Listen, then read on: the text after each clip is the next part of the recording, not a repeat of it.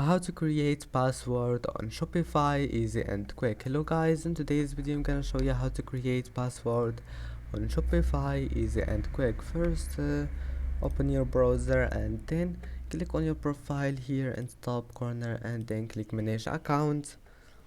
Now once you're here, click security and then click create password, and that's it. Just type your password here and now type it again and then just click save, and that's it, it will be saved.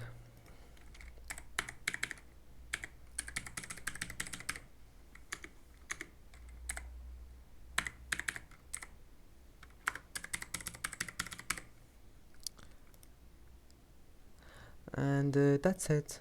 I hope that can help you, and that's it for today's video. If you like this video, please don't forget to like and subscribe, and see you in the next video.